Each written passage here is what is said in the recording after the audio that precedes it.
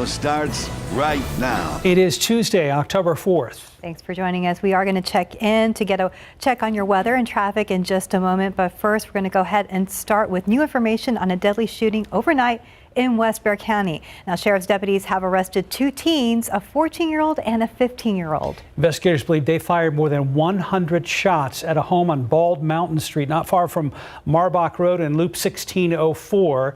Katrina Weber is there and tells us the two women who were hit had nothing to do with the trouble. According to the sheriff, the two women who were hit by that gunfire were not the intended targets. They believe that the shooters took aim at the wrong house. Nevertheless, those two women were hit, one of them killed around 12:30 this morning. Now, deputies had heard shots fired in the area. They also got a call about someone being shot here in the 11,400 block of Bald Mountain. They arrived and they saw a white four-door car speeding away. Now, one of the deputies chased after that car. The other deputies, meanwhile, went to the house where the shooting was reported and did find a 25-year-old woman who the sheriff says was up working on her computer. She had been shot and killed. The other woman, a tenant, an Airbnb tenant in her home, also hit by the gunfire in her leg. The deputy did manage to catch up with that car, along with help from the San Antonio Police Department, took two teenagers into custody. We understand they are 14 and 15 years old. And again, the sheriff says he believes that those suspects were out to do a drive-by shooting when they fired into the wrong house. Deputies working here found more than 100 shell casings in the street, they say, from multiple weapons, and the sheriff believes that at least some of those were fired by someone in another house. So all this still under investigation, but again, it looks like the victims who were hit by the gunfire were not the intended targets. Reporting from West Bexar County, Katrina Weber, KSAT 12 News. Thank you, Katrina. Now, sheriff's investigators say they still have not found the guns used in the shooting. They're worried the suspects may have dumped them along the way. They are warning anyone who may find the guns not to touch them, and we'll continue to follow this story. Let's jump over to weather and traffic. Going outside with live cam. We've had clouds around all night into daybreak today. Justin Horn joins us live. Yeah, a lot of clouds out there, and in fact, we have seen a couple of returns on radar. Don't get too excited, though. This is not reaching the ground. Maybe a couple sprinkles down to the south and west of San Antonio. These clouds, by the way, clear out later today. You're going to see more sun by the afternoon. There's a look at the live radar. You see some of those late returns there around Cotulla and Carrizo Springs. Maybe a sprinkle. We're not going to see anything here in San Antonio as it stays cloudy for the first half of the day, and then we see the sun this afternoon. As I said, there is a little better chance of rain as you go south into the valley. There are some showers down there near Laredo this morning, seeing a little bit of rain, but not here. And those clouds, that clearing line nearing San Antonio, Bandera, Lakeview, Rock Springs, Del Rio, seeing quite a bit more sun this morning. So your KSAT 12-hour forecast, 81 degrees by noontime. We'll see those clearing skies, and we should make it up close to 90 later today. We'll have a stretch here, some pretty warm weather before a slight cool down over the weekend. We'll look at that forecast, and we'll have more rainfall stats for you here in just a bit. But let's get over to Steven now and check in on that Tuesday morning traffic. Well, thank you, Justin. We did have some problems out there on the roadway as we get a look around town. First, we'll start here with Transguide 35 in Nogalitos. Notice there's a buildup taking place there. Unfortunately, nothing's been reported yet by TxDOT, but we're going to have to watch the area closely. It doesn't look like a normal buildup that we're seeing out there. But everywhere else looks like things have dwindled down. People probably already arrived to their destination without any trouble. If you have to head out in the next few minutes, just watch out. Check your vehicles. We do have a stall there at 410 at Fredericksburg. But taking you to the map, a lot of those slowdowns have already, as I mentioned, dwindled down. You could see, though, of course, the usual hotspot, 1604 near the northwest side. We still have a slow down taking place over there, and that's obviously due to the road work that we continue to see that takes place out in the area. So just watch carefully if you see those TxDOT crews out there. But taking it back to Transguide 281 right by the airport, things are looking okay so far. We'll find out what's going on 35 at Nogalitos and give you those updates right here on GMSA at 9. Guys. Stephen, thank you. Good to have you with us. And here's today's 9 at 9. The highest profile case to come from the January 6th Capitol attack is now underway in federal court. Members of the Oath Keepers group, including their founder, are standing trial, facing numerous felony charges, including seditious conspiracy. The trial is expected to take a month or more, and the group's founder, Stuart Rhodes, is expected to take the stand. The House Select Committee investigating the Capitol attack will hold its next hearing on October 13th. It was supposed to happen last week, but was postponed due to Hurricane Ian. This is supposed to be the last public hearing before the committee releases its final report. Lawmakers have not officially set a new date for that, but they know that time is of the essence due to midterm elections coming up in November. The death toll from Hurricane Ian continues to rise, with more than 100 people killed in Florida and the Carolinas. The search for survivors continues days after the hurricane first made landfall. All comes as President Biden plans to visit Florida tomorrow to survey the damage. The CDC will no longer maintain a country-by-country list of travel advisories related to COVID. The health agency will only post a notice for a country if health officials are concerned about a particular variant or if there is another situation that would change the CDC's travel recommendation. A date has been set for WNBA star Brittany Griner's appeal hearing. It will be October 25th in Moscow. Griner was sentenced to 9 years in jail in early August for deliberately smuggling drugs into Russia. She was arrested with less than a gram of cannabis oil in her luggage at an airport in Russia back in February. The U.S. Supreme Court hearing two cases involving the future of internet speech. In one case, the justices will consider the scope of a federal law that social media companies say protects them from lawsuits. In the other case, the Supreme Court will consider whether social media companies can be sued for aiding and abetting an act of terrorism when the company's host user content supports a group responsible for violence. The Supreme Court also declined to grant an appeal on a gun-related issue. The justices decided to leave in place a ban on bump stocks, the devices that allow semi-automatic weapons to be fired continuously with the pull of a trigger. New warnings from the United Nations about rising interest rates. It now says the Federal Reserve and other central banks risk pushing the global economy into a recession if they keep raising rates. Last month, the Fed raised rates by 0.75%, the fifth hike in a row. Today celebrates the holiest day of the year in Judaism. Yom Kippur is also known as the Day of Atonement. It begins at sundown. According to Jewish tradition, the day is a chance to wipe the slate clean of any wrongs committed over the past year. Jews who observe Yom Kippur will fast, repent, and worship from sundown tonight until the end of nightfall tomorrow. And that's today's 9 at 9. 5 minutes past the hour. In your morning headlines, women's soccer has a new goal to clean up the sport.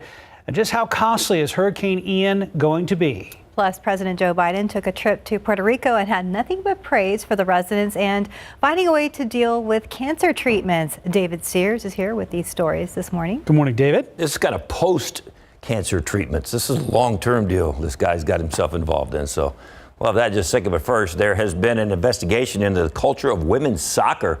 And in a word, it's a mess. The results of the investigation commissioned by U.S. Soccer was released yesterday.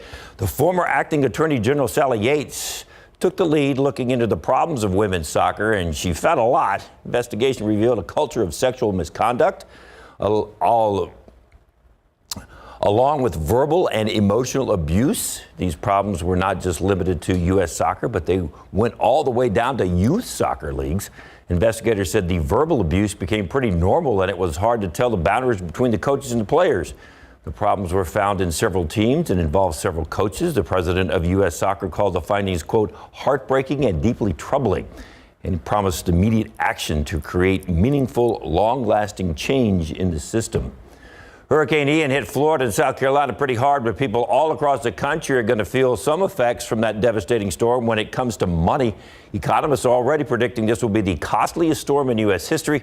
And when you see the damage and consider inflation has the cost of goods and services pretty high, not hard to figure that out. Economists estimate $50 billion in damage to Florida and a few more billion to South Carolina. That means third quarter growth in Florida could take a hit, and that might cause a ripple effect across the country. Several industries will be hit, and it doesn't help when you consider we are still having supply chain issues. President Joe Biden took a day trip to Puerto Rico to get a firsthand look at the damage from Fiona. That was the hurricane that hammered Puerto Rico before Ian ever came along. Biden acknowledging how resilient the folks of Puerto Rico are when you consider everything they've had to endure just over the last few years. Puerto Rico has been through so much in recent years. Hurricane Maria 5 years ago, a 6.4 magnitude earthquake 2 years ago. The folks slept outside for days, worried about their homes would collapse on them if they went in. Then COVID-19, and then Fiona. And yes, Puerto Rico is a strong place, and Puerto Ricans are strong people, but even so, you have had to bear so much and more than need be, and you haven't gotten the help in a timely way.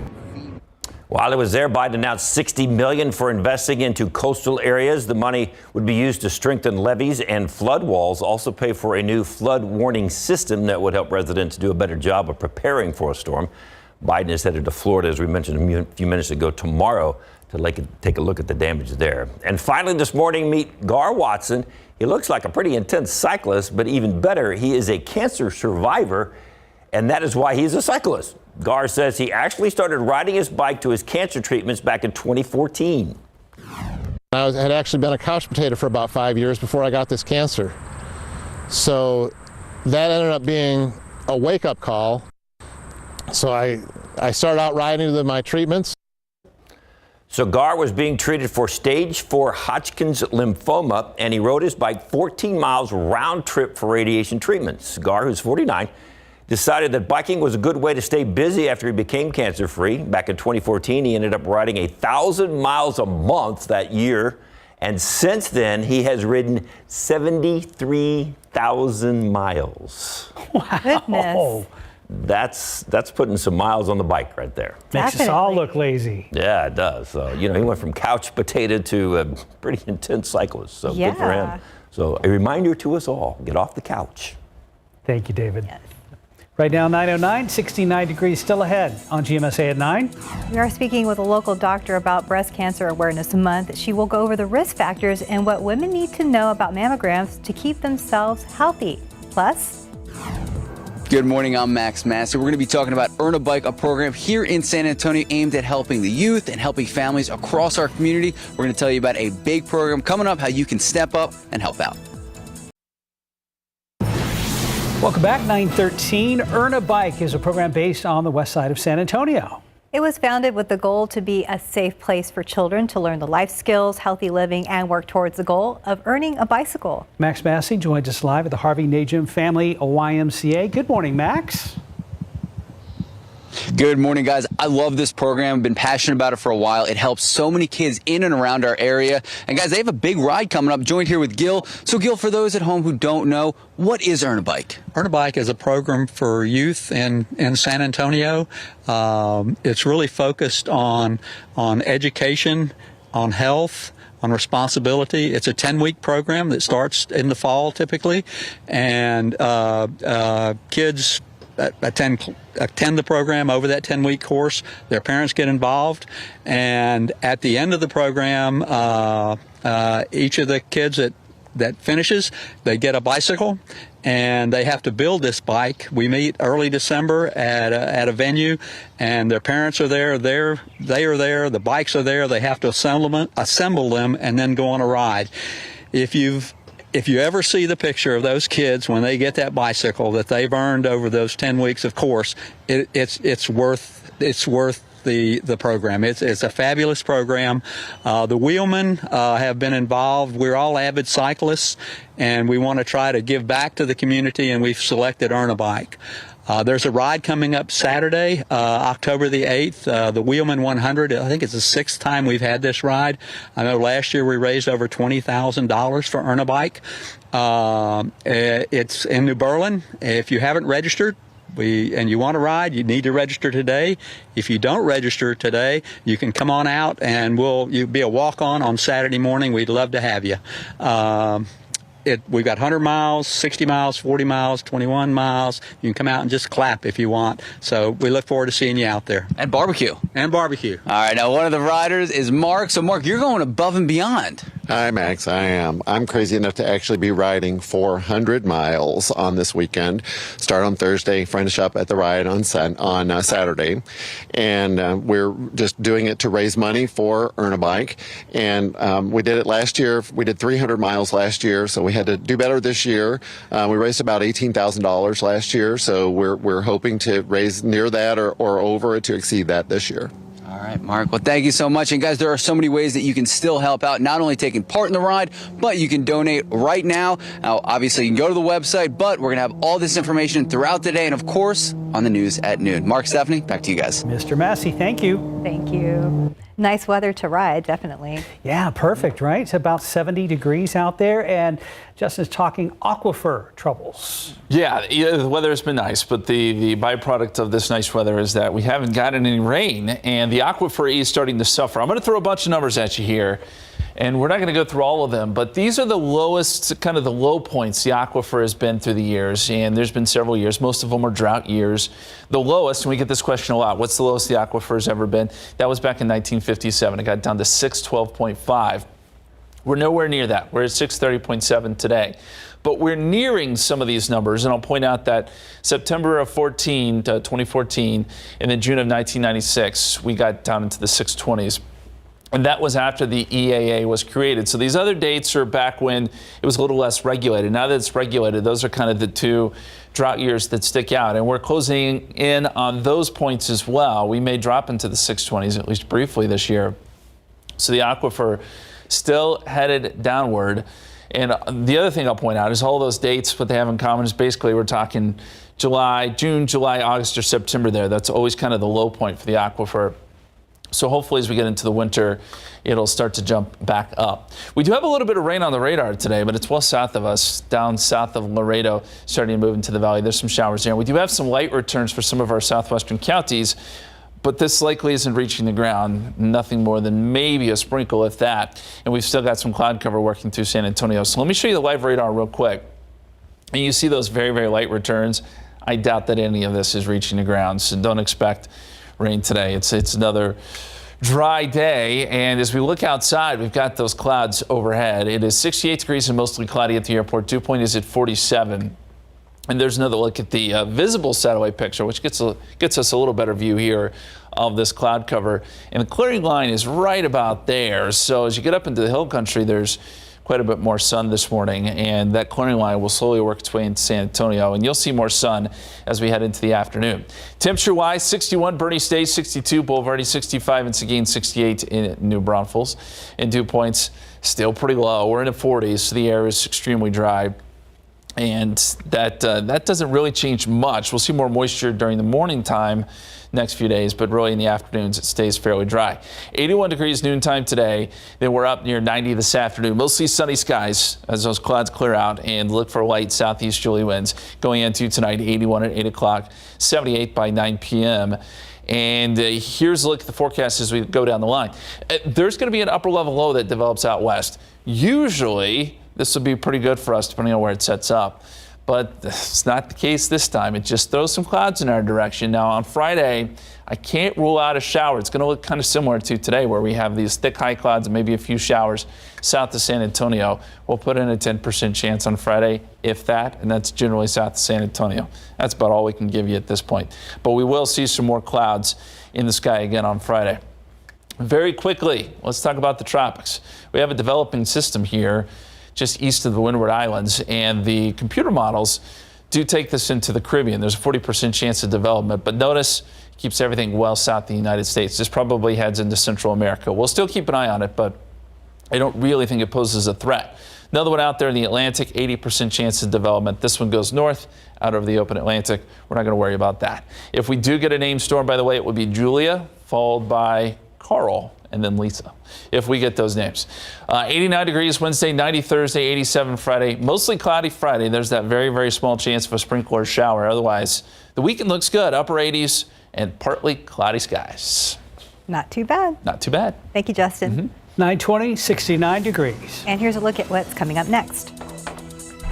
Local students are identifying birds and learning all about them, led by a team at UTSA. The different skills the students are learning at Woodlawn Academy, coming up after the break.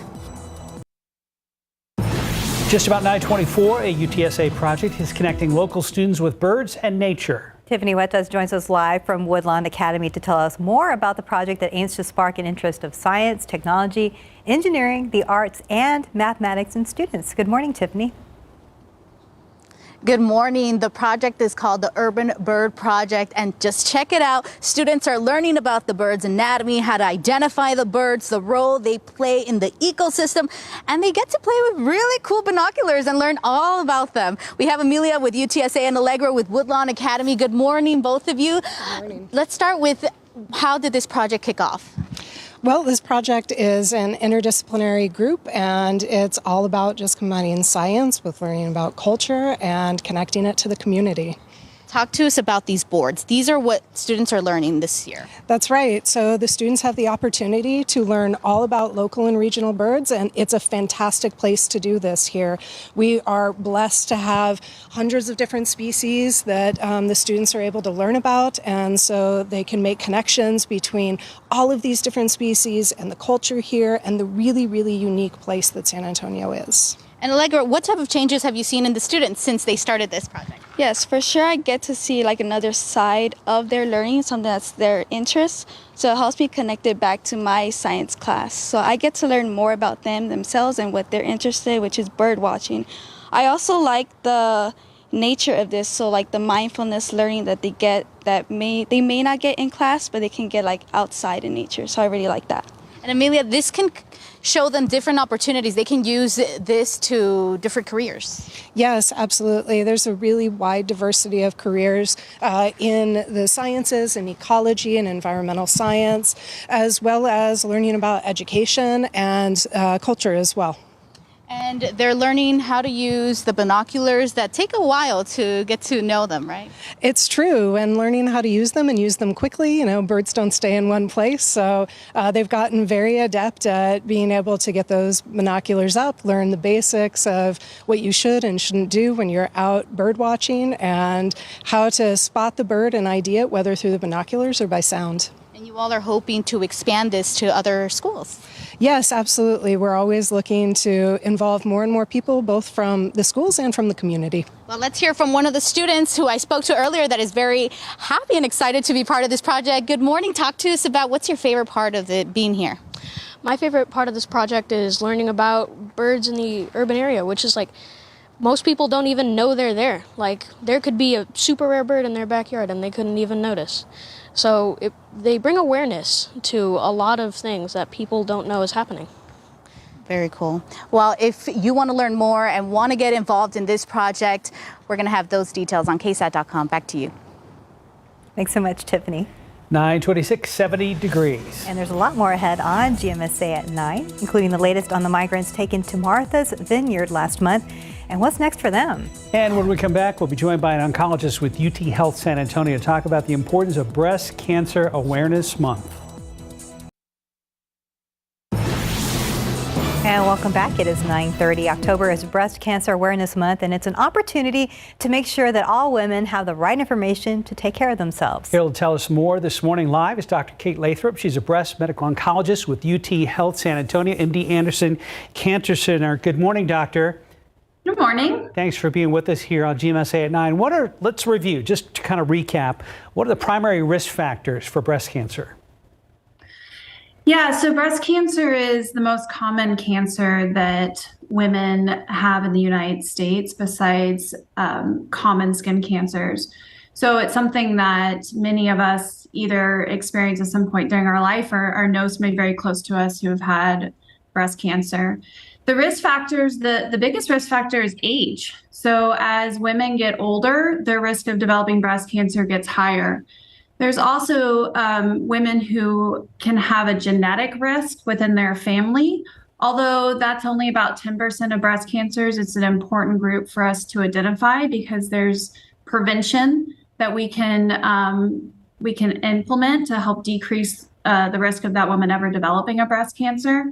And then anything that increases our lifetime exposure to a hormone called estrogen, that will increase your risk of developing breast cancer. So that has to do with how early we start having our menstrual cycles, how late we go through menopause, how many children we have during our lifetimes, and whether we take supplemental estrogens to help with menopause symptoms. So those are all things that increase the risk of developing breast cancer. And just a question many of us have, when and how often should a woman get her mammogram?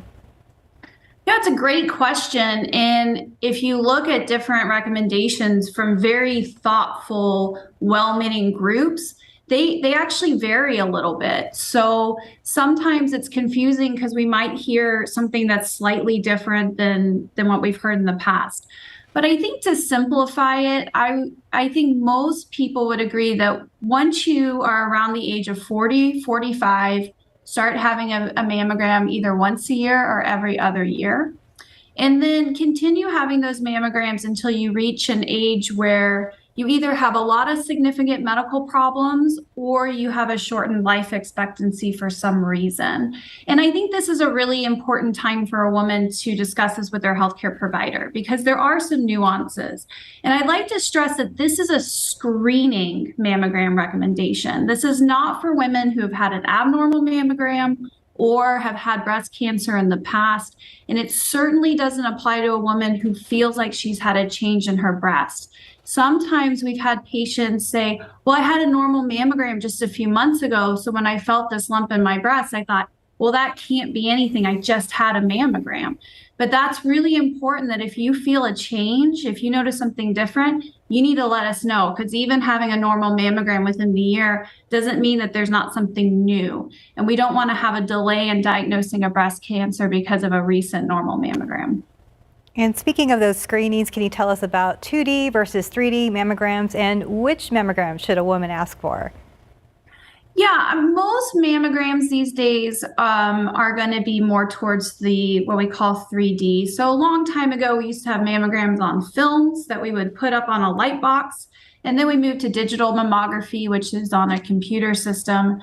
And most women nowadays are actually having what's called tomosynthesis mammograms. And that's what is being shown on most of your pictures here. Tomosynthesis is where we actually take multiple pictures of the breast in multiple dimensions. And it's almost more like the quality of a CT scan where a radiologist can look up and down and left and right through that breast. And it helps us find breast cancers at a much earlier stage when they're much easier to treat. So that most women today in our community are having tomosynthesis films. Bullet point some ways to lower the risks of breast cancer, doctor.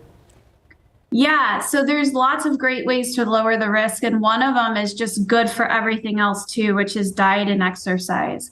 So obesity actually increases the risk of breast cancer. And so if you can maintain a healthy weight, you'll decrease your risk of breast cancer, but you'll also do all kinds of good stuff for your heart, your lungs, and decrease your risk of diabetes.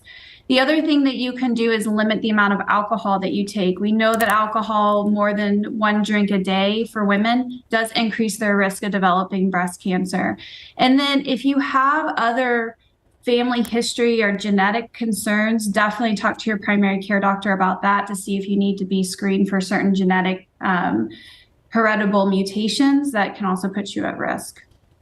All right, Dr. Kate Lathrop with UT Health San Antonio, MD Anderson Cancer Center. Thank you so much for joining us this morning. Thank you, and thanks for getting the word out. Thanks. Let's go outside with live cam right now, and I have some breaking news. Country music legend Loretta Lynn has passed away at the age of 90 years old. We just learned she passed away this morning at her home in Hurricane Mills, Tennessee. Bright sunshine here in San Antonio. Here's Justin with more on our forecast. Yeah, the sun's starting to come out. We had some clouds earlier. It was kind of a cloudy start with some of those high clouds moving through. Now we're starting to get the sun popping out in many spots, and that's going to boost temperatures probably to near 90 today.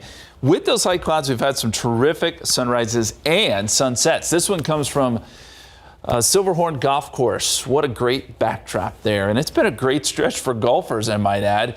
We've had some great weather for golfing. Not a lot of wind, beautiful temperatures, and today will be no exception. We're expecting similar conditions. As we look at the pollen count, it's still ragweed season. Ragweed is in the moderate category. It's at 210, moles are low at 450. And expect ragweed to stay probably elevated. It typically starts to fall off some in November. Very quick check of the radar. We showed this earlier, some very light returns south of San Antonio. These are essentially going away, and much of this, in fact, probably none of it is reaching the ground. 81 degrees noontime. 89 by 4 o'clock, mostly sunny skies, and then we'll see those temperatures slip into the 70s by 9 p.m. tonight. Another beautiful day. We look ahead to the weekend, get you set for the rest of the work week coming up here in just a few minutes, guys. Thank you, Justin. The Venezuelan migrants transported to Martha's Vineyard last month from Texas will be leaving their temporary shelter at the end of this month. That's according to the Massachusetts National Guard. But as Erica Hernandez reports, so far it's unclear where they'll go when they leave Joint Base Cape Cod. Where the Venezuelan migrants will go next is unclear. We're told there are still about 50 migrants here doing okay, if not still unsettled. I've been at the base multiple times. And I've spoken to our clients, so like their needs are being met as far as I know, in regards to, having medical appointments available, having food. But a spokesperson with the Massachusetts National Guard says this spot where the migrants were taken by ferry and then bus after being dropped on Martha's Vineyard last month was designed to be temporary. Meantime, the New York Times and CNN have identified the woman who reportedly recruited the migrants to board a plane in Texas, a woman named Perla Huerta. An Army spokesperson says she has an extensive military background, most recently a healthcare specialist and counterintelligence, human intelligence senior sergeant until just this past August. Was going to be on the other side. Were there jobs promised? And this is what he told her through an interpreter on Martha's Vineyard.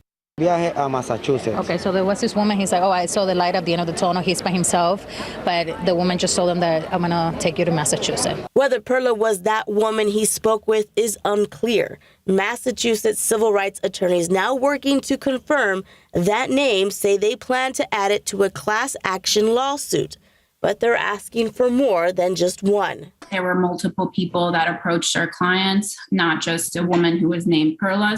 A spokesperson says an announcement will be made soon on when the temporary shelter will close down.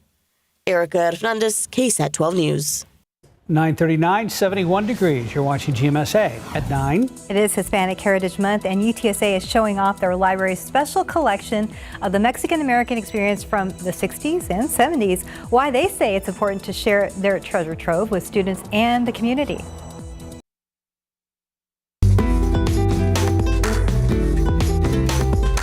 With that unmistakable sound and a few gritos thrown in,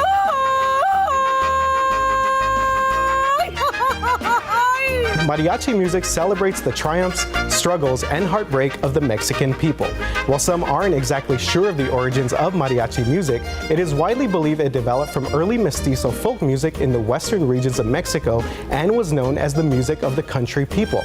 The ensemble of musicians that we enjoy today took shape in the 19th century in the state of Jalisco, and during the Mexican Revolution, mariachi music was adopted as a symbol of nationalism.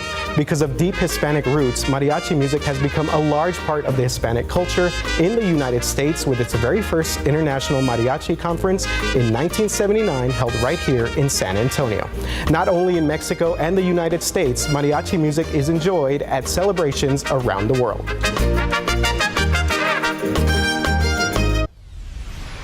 And welcome back. It's 9:43. San Antonio isn't only known for the Alamo and its importance to the birth of Texas independence. It was also where the struggle began in Texas for Mexican-American civil rights in the 1960s and 70s. As we continue to celebrate Hispanic Heritage Month, our Jesse DeGollado shows us some of the treasure trove of materials revealing the Mexican-American experience at the UTSA Library's special collections.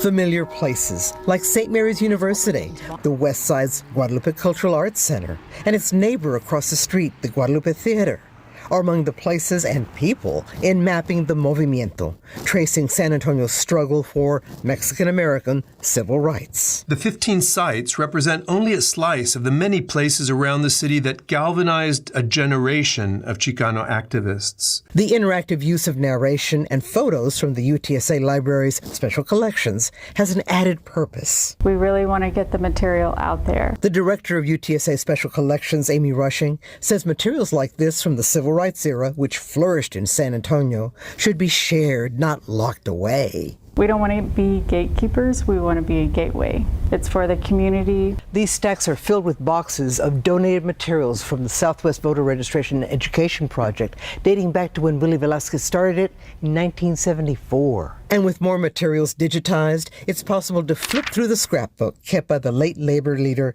Jaime Martinez.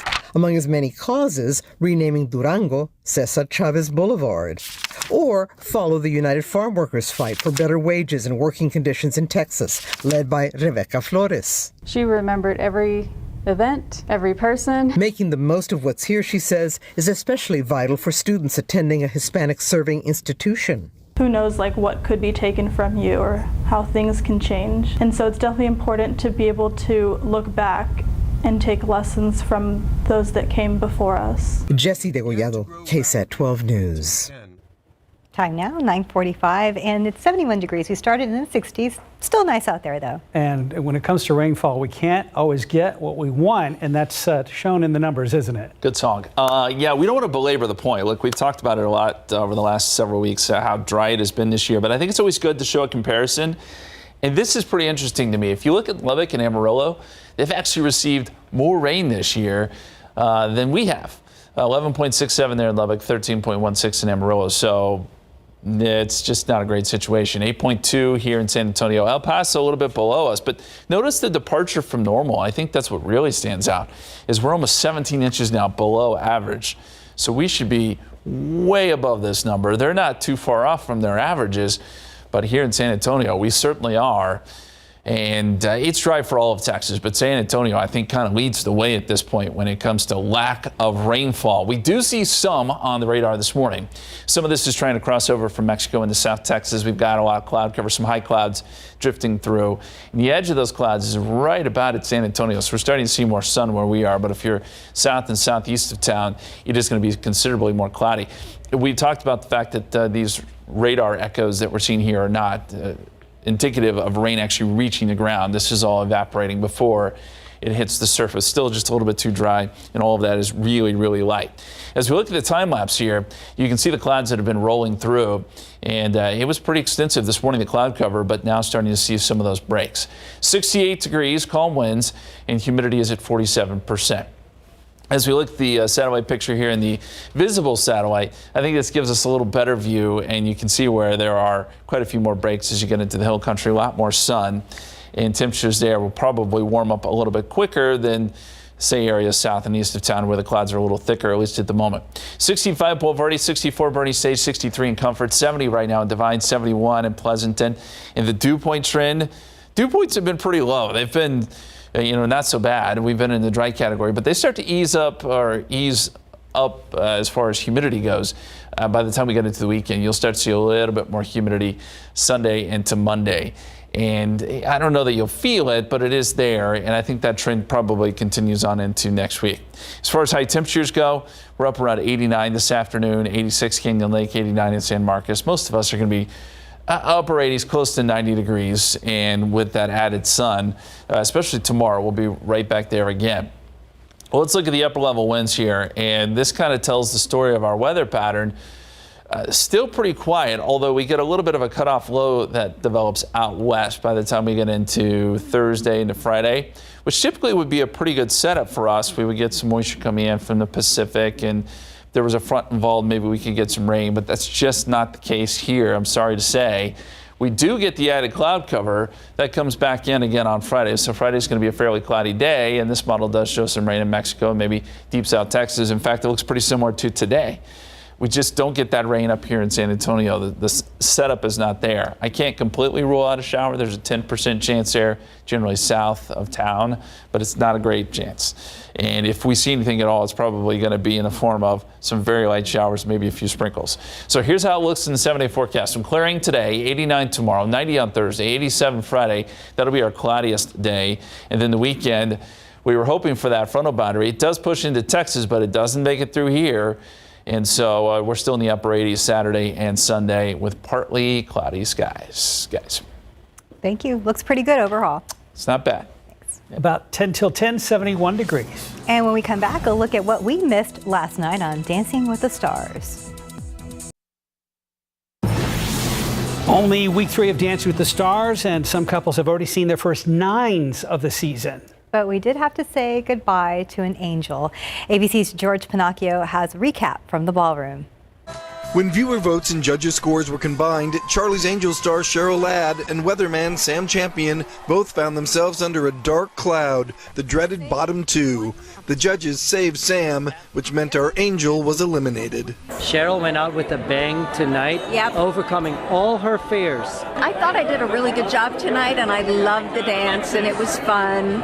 And I thought, you know, I might have a chance to go on, but it didn't happen. It's okay. This week, 3 teams each got triple 8s and 1 9 from the judges to tie for first. Charlie D'Amelio and Mark Ballas. We were both pretty happy with our performance. Gabby Windy and Val Schmirkovsky. There's a reason why she's on the show. Plus Wayne Brady and Whitney Carson, who don't want you to see them sweat. It's not the audience's job to watch you work. You shouldn't make an audience nervous. So my job is to be freaking out on the inside and going, oh my God, but on the outside, it's like, yeah, this is Wednesday. Charlie is getting some serious competition from her mom, Heidi, only 1 point behind the first place finishers. I felt really good when I was done. Drag performer Shangela is dealing with some foot pain. Backstage, I watched her giving herself a foot massage. My feet hurt because I have been in 4 layers of pantyhose and those shoes since 12 o'clock today. That's 8 full hours. So I was stretching out my toes. Anybody who wears hosiery, they understand after a certain hour, the toes are losing circulation. But he's so sweet. If I had asked him, he would have given me a little foot massage. I know it. For sure. Perhaps actor Daniel Durant has the right idea for everyone still in the game. I'm looking forward to the next week and the new dance. The remaining 13 teams return next week to celebrate all things Disney for Disney Plus Night. In Los Angeles, George Pinocchio for ABC News. Show them who we are. And Disney and Marvel Studios are showing fans even more of Black Panther: Wakanda Forever. But the movie's second trailer doesn't specifically reveal who is now wearing the suit and carrying the mantle of Black Panther after the passing of actor Chadwick Boseman. The superpowered sequel arrives in movie theaters on November 11th. Back here at home this coming Saturday, we'll be lighting the night for the annual walk in support of those affected by blood cancers. You can help join the fight by taking part in Light the Night Walk. If you would like to register and join our team, just scan that QR code on your screen right now, and it will take you directly to the website to do that. Light the Night will be Saturday beginning around 6 p.m. at Hemisphere. More information is available online at KSAT.com. And the weather for that event should be beautiful. We're going to see great weather to finish out this work week. 89 degrees today, skies clear. We get some pretty warm temperatures, at least in the afternoons, Wednesday and Thursday, but the mornings are still okay. A little more cloud cover on Friday and a pretty nice weekend, 88 degrees, both Saturday and Sunday with partly cloudy conditions. I wish I could put some rain chances in there, but it's not there. I hope so too. Hey, just want to let you know we got a major accident westbound 410 near Bandera. It's got a couple of lanes blocked right in the middle of westbound 410. All right, be careful out there. You guys have a great day.